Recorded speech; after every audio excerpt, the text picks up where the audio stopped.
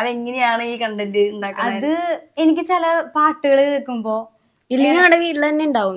വീട്ടിൽ തന്നെ കുറച്ച് സംഭവങ്ങൾ തന്നെ ഞാൻ റിയൽ ആയിട്ടുള്ള റിയൽ ആയിട്ട് വരും. ഇവരെന്തെങ്കിലും സംസാരിക്കുന്നതിന്റെ ഇടയിലോ എനിക്ക് എങ്ങനെ എവിടെയെങ്കിലും ക്ലിക്ക് ആവും. അപ്പൊ ഞാൻ കുറച്ചേരം മിണ്ടാതിരിക്കും. അപ്പൊ ആള് പറയും മമ്മ അവിടെ കണ്ടന്റ് മമ്മയ്ക്ക് എന്തോ കണ്ടന്റ് കിട്ടിയിട്ട് മമ്മ ആലോചിച്ചോണ്ടിരിക്കാന്ന് പറയും. അത് കഴിയുമ്പോ അപ്പൊ തന്നെ വേഗം സെറ്റ് ആക്കും. എല്ലാവർക്കും ഉള്ളത് ഇങ്ങനെ പറഞ്ഞ് സ്ക്രിപ്റ്റ് ഒക്കെ റെഡി ആക്കി. ഈ നിങ്ങള് ആരെങ്കിലും കോൺട്രിബ്യൂഷൻസ് ഉണ്ടാവാറുണ്ടോ? നമുക്ക് ഇന്ന് ഇങ്ങനെ ചെയ്യാം, അല്ലെങ്കിൽ ആ കണ്ടന്റ് ചെയ്യാം, അങ്ങനെയൊക്കെ നിങ്ങൾ പറയാറുണ്ട്. ഇവരെന്നെ പറയും. കുഞ്ഞാറ്റ പറയും. ആണല്ലേ? എനിക്കൊരു കണ്ടന്റ് കിട്ടി ആന്റി എന്ന് പറഞ്ഞ് വരും ഇടയ്ക്ക്. എനിക്കെല്ലാം പണിയായിരിക്കും. കുഞ്ഞാറ്റ എന്താ മിണ്ടാതിരിക്കണേ? കുഞ്ഞാറ്റ ചാനലിൽ ഇങ്ങനെയൊന്നും അല്ലല്ലോ. എന്റെ ദൈവമേ, എന്തൊരു മിടുക്കിയാണ് ചാനലിൽ അല്ലേ? എങ്ങനെയുണ്ട് നമ്മുടെ ചാനല്? പറഞ്ഞ എങ്ങനെയുണ്ട്? സൂപ്പറാണോ? സൂപ്പറാ?